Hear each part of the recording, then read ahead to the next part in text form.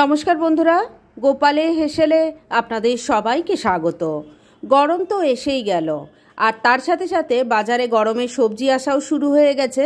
তাই আজকে পটল দিয়ে দুর্দান্ত স্বাদের একটা নিরামিষ রান্না করব, যেটা গরম ভাতের সাথে খেতে ভীষণ ভালো লাগবে। তাই চলুন সময় নষ্ট না করে রান্নাটা করে ফেলি।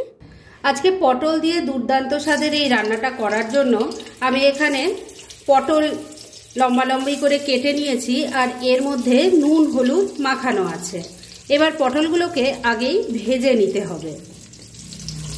সমস্ত পটলের টুকরোগুলো দিয়ে দিয়েছি। এবার এগুলোকে মিডিয়াম ফ্লেমে রেখে উল্টে পাল্টে খুব ভালো করে ভেজে নিচ্ছি। পটলের টুকরোগুলো উল্টে পাল্টে লাল লাল করে ভেজে নিয়েছি, এবার তুলে নিচ্ছি। পটলের টুকরোগুলো ভাজা হয়ে গেছে, ওগুলো তুলে রেখে দিয়েছি। এবার এই তেলের মধ্যে দিয়ে দিচ্ছি অল্প নুন, দিয়ে দিচ্ছি অল্প হলুদের গুঁড়ো। এবার এর মধ্যে একটু আলুর টুকরো ভেজে নেব। আলুগুলোকেও লাল লাল করে ভেজে তুলে নেব। আর বন্ধুরা, এই আলুর টুকরো ভাজা হতে একটু সময় লাগবে, তাই এই সময়ের মধ্যে চলুন এই রান্নার মশলাটা বানিয়ে ফেলি। একদিকের ওভেনে আলুগুলো ভাজা ভাজা হচ্ছে, আর আরেক দিকের ওভেনে আমি মশলা তৈরি করব, সেজন্য একটা তড়কা প্যান বসিয়ে গরম করে নিয়েছি। এর মধ্যে প্রথমে দিয়ে দিচ্ছি 1 টেবিল স্পুন মৌরি, দিয়ে দিচ্ছি ছোট দুটো দারচিনি। এবার ফ্লেমটাকে একদম কমে রেখে এই মশলাটা ড্রাই রোস্ট করে নিচ্ছি। মশলাটা ড্রাই রোস্ট হয়ে গেছে, গ্যাসটা বন্ধ করে দিয়েছি। এবার এটাকে আমি নামিয়ে নিচ্ছি, আর ঠান্ডা হলে গুঁড়ো করে নেব। ড্রাই রোস্ট করা মশলাটা গুঁড়ো করে নিয়েছি, আর ওই মশলা তৈরি করতে করতে আলুটাও ভাজা হয়ে গিয়েছিল, তুলে রেখে দিয়েছি।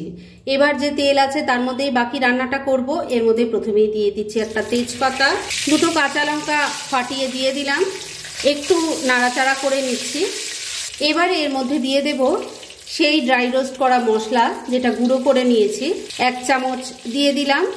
আর অল্প একটু রেখে দিয়েছি, সেটা পরে কাজে লাগবে।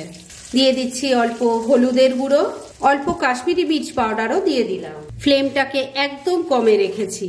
মশলাটাকে ভালো করে তেলের সাথে মিশিয়ে নিয়ে এর মধ্যে অল্প জল দিয়ে দিলাম, না হলে মশলা পুড়ে যাবে। এবার ভালো করে আবারও একবার মিশিয়ে নিচ্ছি।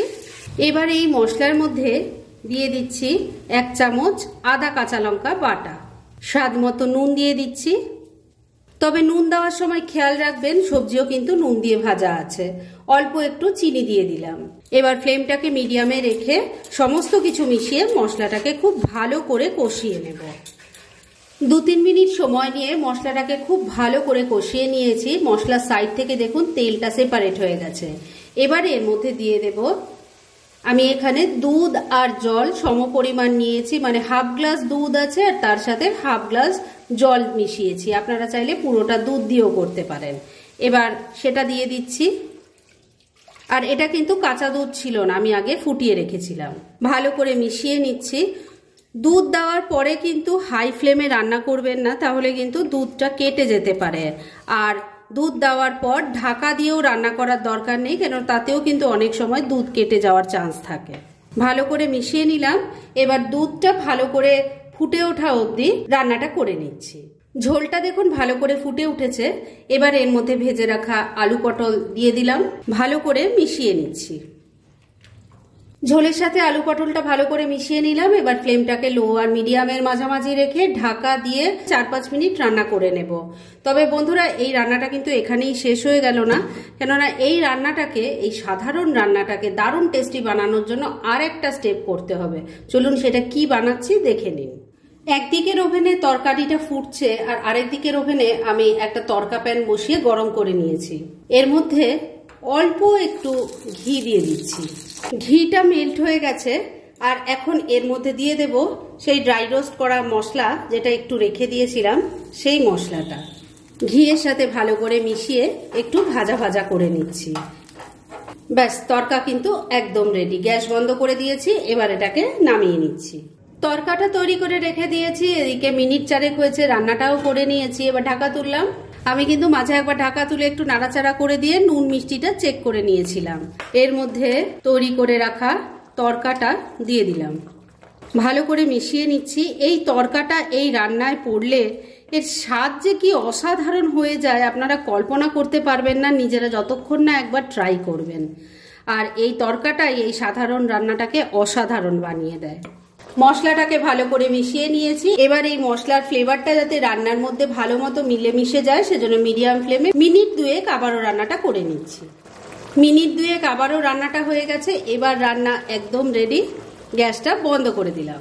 এবার মিনিট খানেকের জন্য স্ট্যান্ডিং টাইমে ঢাকা রাখছি আর তারপর সার্ভ করে দেখাচ্ছি। ফ্রেন্ডস, আমার আজকের এই দুর্দান্ত স্বাদের নিরামিষ মৌরি পটলের রেসিপি একদম রেডি হয়ে গেছে এবং আমি সার্ভ করে দিয়েছি। ভীষণ ইজি রেসিপিটা, কিন্তু খেতে অসাধারণ হয়। খুব কম সময় কম উপকরণে তৈরি হয়ে যায়, তবে গরম ভাতের সাথে খেতে সত্যি অসাধারণ লাগে। তাই দেরি না করে পারলে এটা আজই একবার ট্রাই করে ফেলুন, আর তারপর কেমন লাগলো সেটা প্লিজ কমেন্ট করে জানাবেন। এরকম ধরনের অনেক ভালো ভালো নিরামিষ রান্নার রেসিপি আপনারা গোপালের হেসেল সার্চ করলেই পেয়ে যাবেন, যার মধ্যে থেকে কিছু কিছু আমি সাজেস্টেড বক্সেও দিয়ে দেব, সেখান থেকেও আপনারা দেখে নিতে পারেন। তাই গোপালের হেসেল অবশ্যই ভিজিট করুন।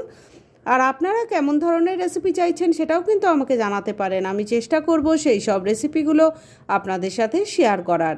আর আমার আজকের এই রেসিপি যদি আপনাদের ভালো লাগে আর ইউজফুল বলে মনে হয়, তাহলে যারা এখনও আমার চ্যানেলটাকে সাবস্ক্রাইব করেননি তারা প্লিজ সাবস্ক্রাইব করুন। তাহলে আজকের মতো এখানেই শেষ করছি। পরদিন আবার এরকমই কোনো ভালো রেসিপি নিয়ে চলে আসব। আপনারা সবাই খুব ভালো থাকুন, সুস্থ থাকুন।